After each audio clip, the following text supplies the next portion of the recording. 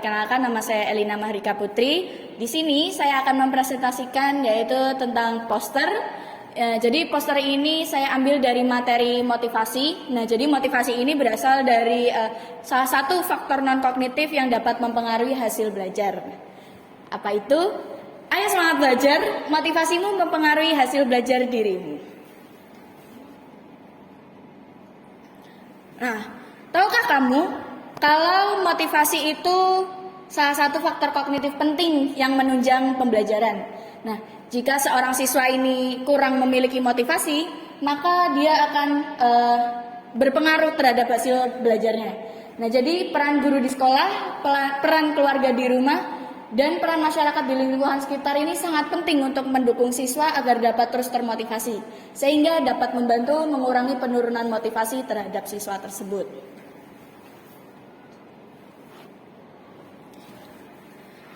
Oke, jadi dalam motivasi ini, motivasi itu dibagi menjadi dua, yaitu motivasi secara internal dan motivasi secara eksternal.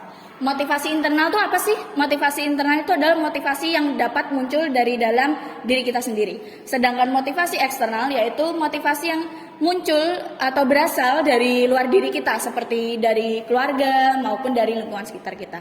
Nah, lalu bagaimana sih cara kita dapat memotivasi siswa kita? Yaitu yang pertama, kita harus bisa mengenali jenis motivasi siswa kita.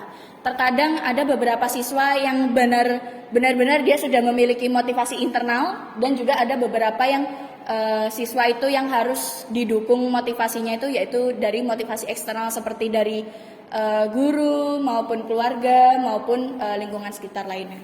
Jadi peran lingkungan, peran di sekitar itu sangat penting dan bisa berpengaruh terhadap motivasi siswa tersebut.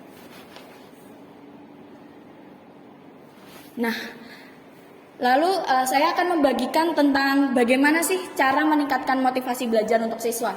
Nah, yang pertama yaitu kita bisa memberi pujian dan apresiasi di setiap perkembangan belajar siswa, yaitu dengan mungkin tidak berupa hadiah ya, mungkin seperti ucapan seperti selamat ketika dia mendapatkan nilai bagus, ataupun walaupun dia saat di nilai terendahnya kita bisa memberi semangat seperti nggak apa-apa, bisa belajar lagi dan lain sebagainya. Yang kedua yaitu bangun interaksi yang baik dengan siswa. Nah, ini adalah salah satu faktor yang penting juga, karena dengan kita dapat berinteraksi yang baik dengan siswa, kita dapat membangun komunikasi yang baik juga. Jadi kemungkinan dia dapat lebih terbuka kepada kita dan menceritakan tentang apa yang sedang terjadi, sehingga kita dapat memotivasinya gitu. Jadi ya setidaknya kita bisa kayak menghentikan penurunan motivasi yang terjadi pada siswa tersebut. Nah, yang ketiga ya ini memacu pemikiran kritis siswa di setiap pembelajarannya. Nah, contohnya ini seperti kita memberi studi kasus yang ada dengan membahas permasalahan yang sedang terjadi atau yang sedang dibicarakan. Nah, yang keempat yaitu memanfaatkan teknologi canggih sebagai variasi bahan ajar.